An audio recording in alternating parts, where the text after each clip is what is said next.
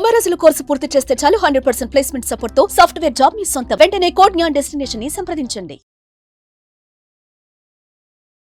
ఆహా ఏమి రుచి అనరా మైమర్చి అంటాం, కానీ ఆమె వంట రుచికే కాదు ప్రేమకి ప్రతీక.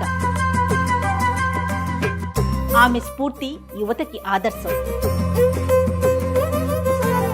ఆమె విజయం ఎంతో మంది జీవితాలకి వెలుగు. ఎన్నో అవమానాల్ని ఎదుర్కొని 8-10 వయసులో కూడా ఎంతో కష్టపడి ఆమె చేతి వంటని ప్రపంచానికి పరిచయం చేస్తూ ఎందరికో స్ఫూర్తిదాయకంగా ఆదర్శనీయ మహిళగా నిలుస్తున్న సక్కినాల సావిత్రమ్మ ఈరోజు మన టర్నింగ్ పాయింట్లో స్పెషల్ గెస్ట్గా ఉన్నారు. అమ్మా నమస్తే. నమస్తే. బాగున్నారా? ఎలా ఉందమ్మా బిజినెస్? ఎలా ఉంది? పర్వాలేదు, బాగున్నాను. మీ అన్ని చేతి వంటలు కదా, ఇంట్లో చేసుకునే వంటలు, చేతి వంటలు, వీటికి ఇప్పుడు డిమాండ్ ఎలా ఉంది? పర్వాలేదు, బాగానే ఉంది డిమాండ్. అట్లా ఇంట్లో లాగా ఉంటాయని చాలా ఎక్కువ డిమాండ్. చేసేటి అన్నీ కరెక్ట్ చేస్తాం కాబట్టి. ఏమేమి వంటకాలు ఉన్నాయమ్మా మన దగ్గర? మా దగ్గర 56 రకాలు ఉన్నాయి వంటలు.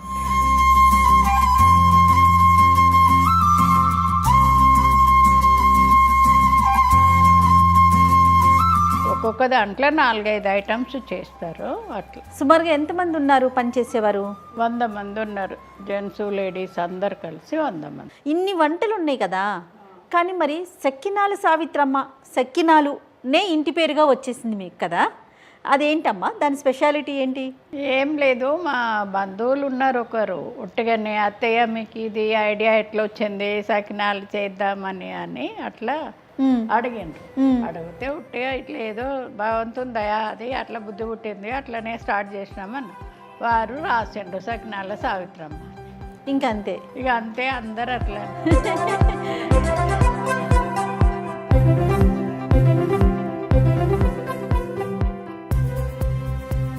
అసలు ఇంటి పేరు ఏంటమ్మా? మా ఇంటి పేరు వంగపల్లి. ఏ ఊరు మనది? మాది బీర్పూరు, వంగపల్లి సావిత్రి. అంకుల్ ఏం చేస్తుండేవారు? కాంట్రాక్టర్ చేస్తారన్నమాట, ఏ క్లాస్ కాంట్రాక్టరే. మీకు ఈ వంటలు వీటి మీద ఆసక్తి ఎలా వచ్చిందమ్మా? ఎలా? అది ఇక చిన్నప్పటి నుంచి దాని మీద ఇంట్రెస్ట్. ఊర్లో ఎవరింట్లో ఫంక్షన్లు అయినా మంచిగా ఉండాలి వంటలు అని.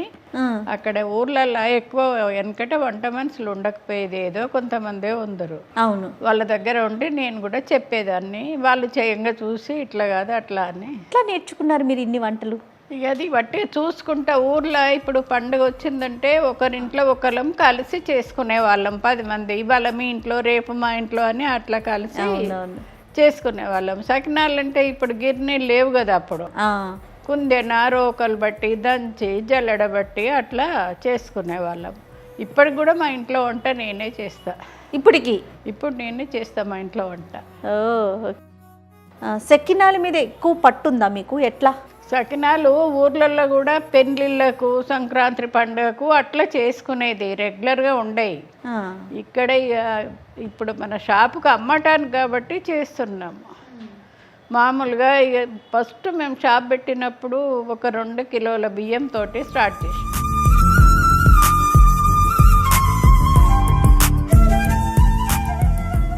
ఇక్కడ హైదరాబాద్లో. అసలు అక్కడి నుంచి ఇక్కడికి ఎలా వచ్చారు? ముందు అది చెప్పండి, తర్వాత ఇక్కడ గురించి మాట్లాడుకుందాం. ఫస్ట్ జగిత్యాల నుంచి ఇక్కడికి సాయిదుర్గా కాంప్లెక్స్ కట్టిండ్రన్నమాట, స్టార్ట్ చేసిండ్రు. అది ముగ్గు పోసిన వాళ్ళే ఇక్కడికి వచ్చినాం దాని కొరకే. ఇక్కడే ఉంటారు కాబట్టి ఇక్కడికి వచ్చినాక సాయిదుర్గా కాంప్లెక్స్ కట్టేటప్పుడు ఇప్పుడు మా బావగారు కొడుకు ఒకరు ఢిల్లీలో ఉందరు. వారు ఏం చేసిండ్రు, చిన్నమ్మ అక్కడ మానాడు అవుతుంది ఢిల్లీలో, మీ వంటలు బాగుంటాయి కదా, మీరు అన్నీ తయారు చేయండి, అక్కడ పెడదాం, ఏపీ భవన్లో పెడదాము, పెడితే ఫోన్ నెంబర్ ఇస్తే మనకు అన్ని ఆర్డర్స్ వస్తాయి, ఆర్డర్స్ మీద చెయ్యొచ్చు అని అన్నారు. ఫస్ట్ షాప్ పెట్టక ముందే అయితే ఓ 2 క్వింటాల టమాటాలు పచ్చడి పెట్టినాము, ఓ 10 బెల్లం ముద్దలు తీసుకొచ్చి అరిసెలకు పాకం పట్టినాము, పెసళ్ళు అవి సున్నుండలకు నెయ్యి అన్నీ రెడీ చేసినాం. తుఫాన్ వచ్చింది, మానాడు బంద్ అయింది. అయ్యో రామ. ఇక బంద్ అయినాక ఇక్కడ వర్కర్స్ ఉంటారు కదా, కాంప్లెక్స్ వర్క్ నడుస్తుండే. అవును, వాళ్ళకి 5 రూపాయలు, 2 రూపాయలకి పచ్చడి, రూపాయికో అరుష అట్లా సేల్ చేసినాం. వేస్ట్ కాకుండా తక్కువ రేటుకు ఇచ్చేసారు. ఇక పన్నోళ్ళకు అట్లా ఇచ్చేసినాం. మీకు తోచిన పనిని చెయ్యాలనే ఆలోచన మీకు ఎలా వచ్చింది? ఎందుకంటే బాధ్యతలు తీరిపోయినాయి కదా మీకు. బాధ్యత తీరిపోయింది, కానీ అది నాకు ఎప్పుడు ఏదో ఒక పని చెయ్యాలి, 10 మందికి ఏదో ఒకటి ఉపాధి కల్పించాలి, మనకు మనమే కాకుండా ఎదుటోళ్ళకు కూడా ఏదన్నా సాయం చెయ్యాలి అనే ఉద్దేశం అంతే. అప్పుడు ఒక వర్కర్స్ని పెట్టుకొని స్టార్ట్ చేసినాం. మా ఇంట్లో మా కోడలు, నేను, ఒక పని పిల్లవాడు ఉండే. వానితోటి బస్సులో పంపించే వాళ్ళము 10 కిలోలు అట్లా చేసి. ఏం చేసేవారమ్మా? ఫస్ట్ ఏం చేశారు? ఫస్ట్ సకినాలు, 2 కిలోల అరిసెలు, 2 కిలోల లడ్డూలు, 2 కిలోలు పల్లిగారెలు, అట్లా కొంచెం కొంచెం స్టార్ట్ చేసిన. ఇంట్లోనే చేస్తే మనకు అంతకుముందే చాలా మంది పరిచయం అన్నమాట. వారు చేస్తే వంటలు బాగుంటాయని ఒకరికొకరు, అప్పుడు బోర్డు లేదు, అడ్వర్టైజ్ పేపర్ లేదు, ఏమీ లేదు, ఉట్టిగా బయట ఒకరికొకరు చెప్పుకొని వారు చేస్తే బాగుంటాయి వంటలు అని పేరు వచ్చింది. అట్లా చేస్తే బాగుంటాయి అని అందరూ ఒకళ్ళ ద్వారా ఒకళ్ళు ఆర్డర్ ఇస్తే అట్లా పంపించే వాళ్ళం. మీ వంటకాల్లో మీకు బాగా నచ్చే వంటేదమ్మా మీరు చేసే వాటిల్లో? మాకు చేసే వంటలు నాన్ వెజే ఎక్కువ నచ్చుతాయి. నాన్ వెజ్ ఎక్కువ. తెలంగాణ వంటలు అంటేనమ్మా ఇప్పుడున్న పిల్లలంతా కూడా కేకులని, పిజ్జాలని, బర్గర్స్ అని ఇలాంటి వాటికి అలవాటు పడిపోయారు. మన వంటలు, మన వంటకాలు, మన పిండి వంటల కొన్ని పేర్లు కూడా ఈ రోజు పిల్లలకి తెలియదేమో అనిపిస్తాడు కదమ్మా? అవును, తెలియదు అమ్మ. మిగతా వాటికి మన దానికి ఉన్న తేడా ఏంటి ప్రోడక్ట్లో? మా దగ్గర ఫస్ట్ నుంచి మంచి క్వాలిటీ తీసుకొస్తాం. ఈ షాప్లో తక్కువ రేట్ ఇస్తారన్నా షాప్కి పోయి కొనాలని లేదు. ఎవరి దగ్గర అయితే మేము షాప్ పెట్టినప్పటి నుంచి కూడా ఒక్కరి దగ్గరనే పల్లీలు బేగం బజార్లో తీసుకొస్తాము. మేము పోకున్నా ఫోన్ చేస్తే పంపిస్తాడు మంచి క్వాలిటీ. నిజామాబాద్ నుంచి నువ్వులు తెప్పిస్తాం. విదేశాలకు కూడా ఎగుమతి చేస్తున్నారా మన వంటకాలని, తెలంగాణ వంటకాలని? తెలంగాణ వంటకాలు ఎప్పటి నుంచో, కానీ ఇప్పుడేమో ఇంకా వేరేదో పెట్టినరు, అన్ని దేశాలకు పోతాయి. సుమారుగా ఎన్ని దేశాలకు పంపిస్తారు? మీకు ఐడియా ఉంటే చెప్పండి ఒక్క మాట నాకు. చాలా మనకున్నాయి, అన్ని దేశాలకు పంపిస్తారు కదా. ఎక్కడెక్కడికో మొన్న సావిత్రమ్మ.com అనో ఏదో పెట్టిండు కొత్తగా మా మనవడు చూసుకుంటున్నాడు. మనవడే అదంతా చేసేది. అమ్మ, దేశ విదేశాలకే మన ప్రోడక్ట్స్, మన వంటకాలు మీరు ఎక్స్పోర్ట్ చేస్తున్నారు. ఒకప్పుడు మిమ్మల్ని చూసి సకినాలు అమ్ముకుంటుందనో లేకపోతే అప్పడాలు అమ్ముకుంటుందని కామెంట్ చేసిన వాళ్ళకి మీ సక్సెసే ఒక సమాధానమేమో. ఏమనిపిస్తూ ఉంటుంది ఇప్పుడు ఒకసారి గుర్తు తెచ్చుకుంటే? ఏ ఫంక్షన్కి పోయినా, ఎక్కడికి పోయినా మీరు చేయబట్టి ఇంతమందిని బాగుపడ్డాము, మీరు చేయంగానే మేము నేర్చుకున్నాము అని అందరు అంటూ ఉంటే సంతోషమే కదా. మనం చేసిన పని సక్సెస్ అయిందంటే సంతోషమే కదమ్మా. ఊరు నుంచి ఇక్కడికి వచ్చారు కదా, ఇక్కడికి వచ్చి ముందు మీ మరిది గారు చెప్పడంతో ఢిల్లీలో అక్కడ అనుకున్నారు, అది డ్రాప్ అయింది. తర్వాత మళ్ళీ షాపింగ్. అసలు ఇది టర్నింగ్ పాయింట్ అంటే ఎక్కడ దీనికి టర్నింగ్ పాయింట్ వచ్చింది అనుకోవాలి? మీ బిజినెస్కి, మీ ఆలోచనకి? మా ఆలోచనకు మా ఇంట్లో చేసినాక మా వాళ్ళందరూ కూడా ఇట్లా మీతోటి పొత్తు కలిసి పెడదామని ఇక్కడ సిటీలో 4-5 షాపులు పెట్టినాం అందరితోటి పార్ట్నర్గా ఉండి కూడా. మనతోటి అయితేనే కలుస్తుంది, మీ పేరుంటాను. అంతటా శ్రీదేవి తెలంగాణ పిండి వంటలనే పెట్టినాం. శ్రీదేవి తెలంగాణ పిండి వంటలు. అయితే మన షాప్ ఉన్నప్పుడే కేసీఆర్ నిజాం గ్రౌండ్స్లో పెట్టిండ్రు. అక్కడ అప్పుడు ఫస్ట్ వారు గెలవక ముందే నిజాం గ్రౌండ్స్లో పెడితే అక్కడ రమ్మని తోలిస్తే పోయిన తెలంగాణ భవన్కు పోయి, మరి మీరు పెడతారా షాపు అని అడిగాను. పెడతారా అంటే పెడతామని చెప్పింది. పెడతాం కానీ మరి మీరు ఎట్లా చేస్తారు, ఇట్లా చాలామంది వస్తారు, చాలా ఉంటుంది అని అడిగాను. ఎట్లా చేస్తారంటే వేరే షాపు లేకుంటేనైతే పెడతాం, వేరే షాప్ ఉంటే పెట్టాము. మరి వాళ్ళవి బాగాలేకున్నా మనవి కూడా బాగాలేవంటారు కదా, అట్లా మాదొక్క షాప్ అయితే పెడతాము తెలంగాణ పిండి వంటలు అని చెప్పింది. సరే మీరు ఎట్లా అందిస్తారో చేయండి అంటే నిజాం గ్రౌండ్స్లో పెట్టినాం. అప్పుడు 10-15 ఏళ్ళ కింద. అక్కడ పెగ్యాపూర్లో ఒక పెరడే గుత్తబట్టి తీసుకొచ్చినాం ట్రాక్టర్లో పోసి కంకులు. ట్రాక్టర్లో పోసి రూమ్ నిండా తెచ్చి పోసినాం. అవి మీరు మక్క బుట్టలు అంటారో, పచ్చి కంక.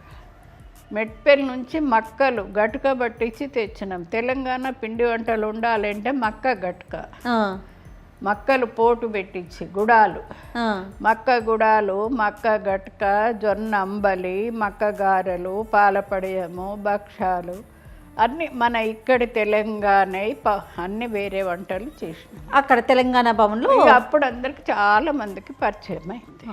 అక్కడే టర్నింగ్ అనుకోవాలి. అక్కడనే టర్నింగ్. మరి ఏదేమైనా నోటి ద్వారానే ఒకరు తిని రుచి చాలా బాగుందని ఇంకొకరికి చెప్పడం అట్లనే. మరి అట్లనే బాగుంటాయని ఇప్పుడు కూడా అంతే.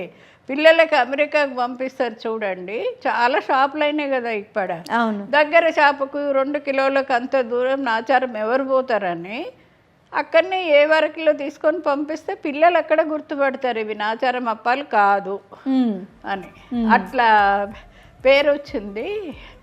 మన చేసే ఐటమ్స్ కూడా ఏంటంటే మేము సకినాలు చేసేవాళ్ళు సకినాలే, గారెలు చేసేవాళ్ళు గారెలు, లడ్డు చేసేవాళ్ళు లడ్డు. దేనికదే దే ఐటమ్ చేసేటోళ్ళు ఐటమ్. కడాయిలు కూడా దేంది దానికే పెడతాం. ఇవి కాల్సిన దాంట్లో ఇంకోటి కాలువం, సపరేట్గా సకినాలే కాలుస్తాం, లడ్డూలు సపరేట్, అరిసెలు సపరేట్, అట్లా చేస్తాం. దానివల్లే ఒకదాని స్మెల్ ఒకదానికి రాదు. అమ్మ ఇంత బాగా మాట్లాడుతున్నారు కదా, ఏం చదువుకున్నారు మీరు? నాకు చదువు రాదు. చదువు రాదు? ఏం చదివించలేదా మిమ్మల్ని? లేకపోతే నాకు 9 ఏళ్ళకు పెళ్ళి అయిపోయింది.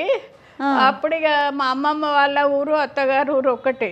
స్కూల్ పోయి ఆడపిల్లలు చదువుకొని ఏం చేస్తారు, వద్దు వద్దు అని అంటే ఒక సంతకం పెట్టుడు అని నేర్చుకున్నా, సావిత్రి అని. అవి కూడా ఒక్కొక్కసారి పొరపాటు అయితే అని ముందుగా ఆ 3 అక్షరాలు రాసిమని చూసి సంతకం పెడతా. ఇప్పుడు మీతో పాటు ఈ బిజినెస్ని ఎవరు చూసుకుంటారు? మా కొడుకు కోడలు వాళ్ళు, ఇప్పుడు మన్మడు మన్మరాళ్ళు వాళ్ళే చూసుకుంటారు. తమ్ముడు మరదలు ఫ్యాక్టరీలో ఉంటారు. ఫస్ట్ మేమున్న దాంట్లోనే ఎక్కడైతే స్టార్ట్ చేసినామో అక్కడ మా కొడుకు కోడలు నేను అక్కడ ఉంటాను. కోడలు కూడా చూసుకుంటారు? కొడుకు కోడలు ఇద్దరు చూసుకుంటారు.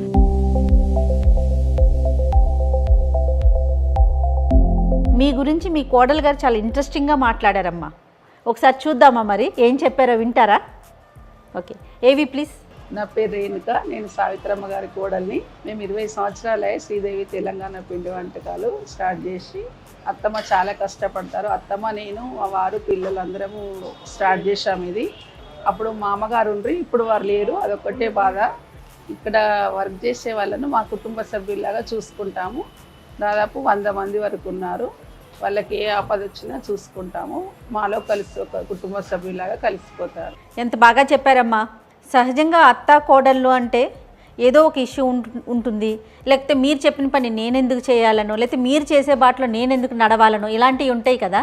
మరి ఆవిడ ఎంత చక్కగా మీకు చేదోడు వాదోడుగా ఎలా సాధ్యమవుతోంది?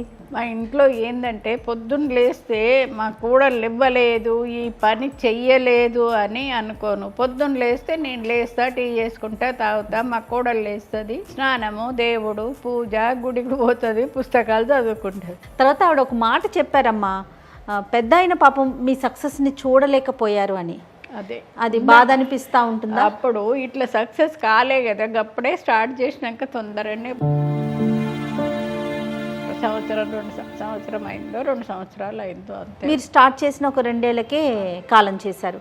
ఎలా అమ్మా? రోడ్ మీద ఆ రోజు ఆటోలు స్ట్రైక్ ఏదో ఉంటే నడుచుకుంటూ వెళ్తూ ఉంటే సైకిల్ వచ్చి తాకి అడ్డం పడ్డారు. పడ్డాక ఆపరేషన్ అయింది.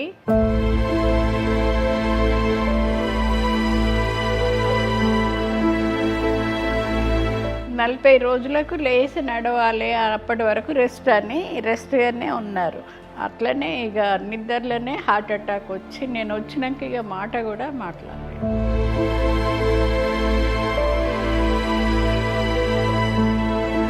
మన దగ్గర పనిచేసే ఒక అమ్మాయి మాతో మాట్లాడింది, మీకు తెలియకుండా ఆ అమ్మాయితో మేము మాట్లాడించాం. మన షాపు గురించి, మీ గురించి ఏం చెప్తుందో విందామా మరి ఒకసారి? తప్పకుండా. నేను ఫస్ట్ ఈడ చేయగలుగుతానా లేనా అనుకున్నా ఈ పని చూసే వరకు.